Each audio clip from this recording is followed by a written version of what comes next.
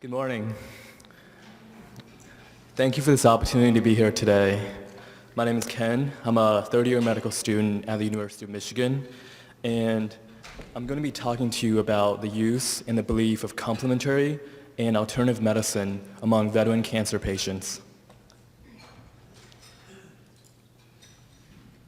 What images come to mind when you think of complementary and alternative medicine? Do you think of yoga in the gym, meditation on the beach, planting herbs in the garden? There are many diverse forms of complementary and alternative medicine.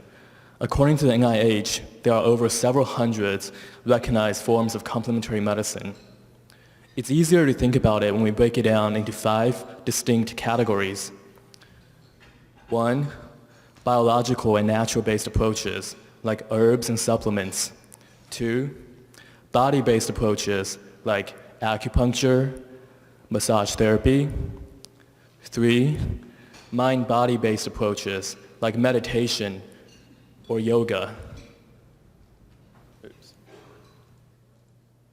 Or 4, alternative medical systems, like homeopathy.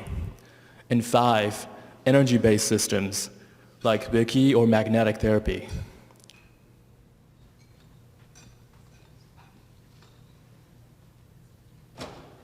Over the past several years, the use of complementary medicine has grown significantly, and it continues to rise. In fact, according to the National Health Initiative Survey, with a section devoted completely to CAM, over 65% of cancer patients report using CAM. This table here shows the most commonly used forms of complementary and alternative medicine. The most commonly used forms are natural products, deep breathing, meditation, chiropractic, massage, yoga, and among many others.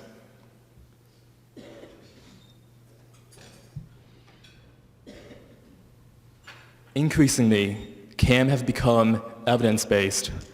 Many CAM therapies are academically centered, evidence-based, and clinically relevant. Here I've highlighted some recent publications and Cochrane reviews that show the clinical impact of CAM. The Society of Integrative Oncology have set the standards and also the current guidelines for treating cancer patients using CAM.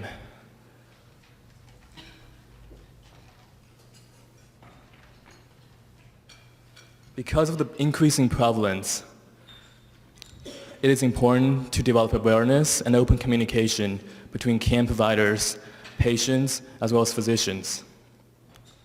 It is very shocking that less than 25% of patients who use CAM disclose and discuss the use of CAM with their physicians.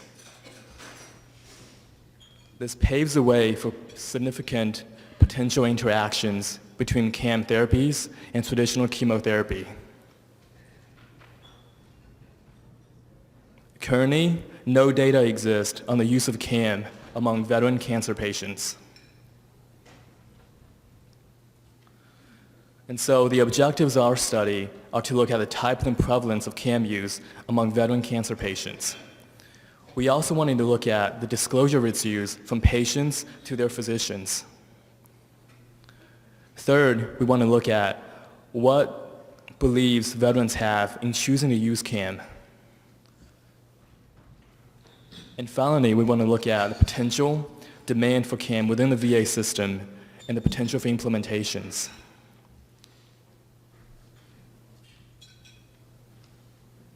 To achieve these objectives, we surveyed patients in the radiation oncology and medical oncology clinics at the VA hospital system over a 3-month period. We used an anonymous, validated, hard copy survey that first explained what CAM was to the veterans. Second, the survey looked at whether or not the veterans were using CAM. Third, the survey looked at what belief the veterans have regarding CAM. And fourth, the survey examined whether or not the veterans were talking about CAM with their physicians.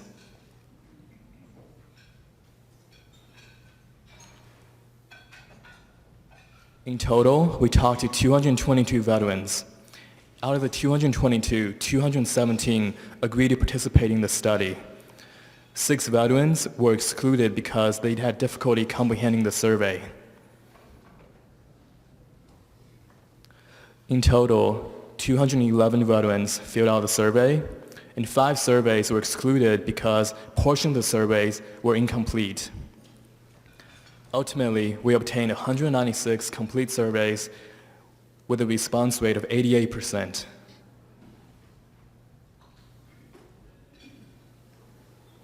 Our demographic is pretty typical of that of a VA center. Majority of the patients were males. Most of the patients were older. Most of the patients were between 61 and 80 years old. And also, majority of the patients were Caucasian.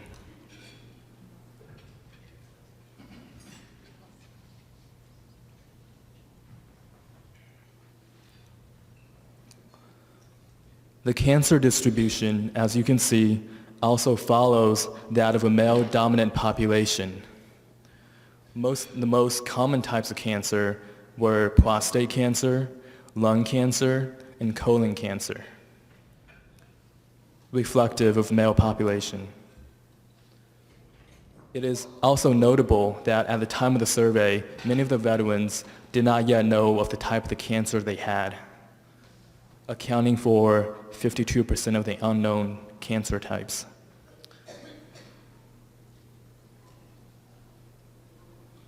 It is very surprising that out of 196 veterans, only 29 were using CAM. Veterans most commonly used dietary and herbal supplements.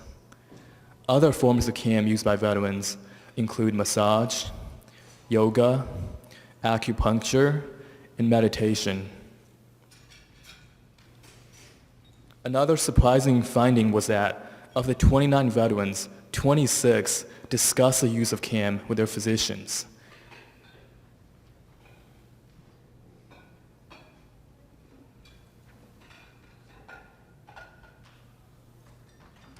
Next, we examined the veterans' belief in using CAM, and we found that veterans who use CAM more often believed that CAM can improve their physical health, boost their immune system, prevent the development of future health problems, as well as help them cope with the experience of having cancer.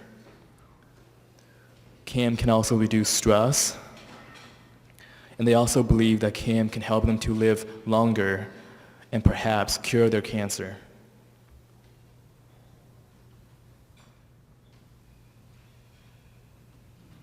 Veterans who don't use CAM more often believed that the treatments may cost too much money. They believe that they may not have time to attend CAM therapies.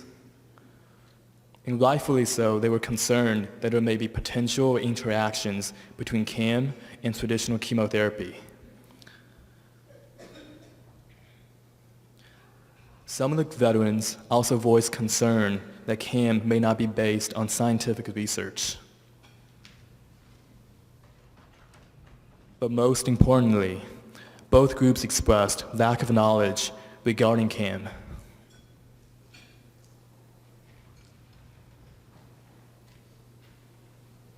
In conclusion, we found that the use of CAM among veterans is much lower than that of non-veterans. Furthermore, we found that veterans who use CAM are very compliant in disclosing its use to their healthcare providers. And finally, veterans overwhelmingly express a lack of knowledge about CAM and express desire for additional information.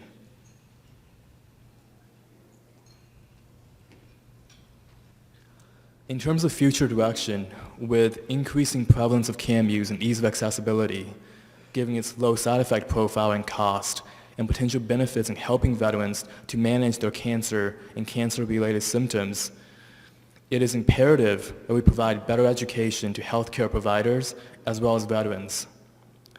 Furthermore, as the VA continues to develop centers of excellence for treating cancer, it is necessary to incorporate CAM education as well as CAM therapies.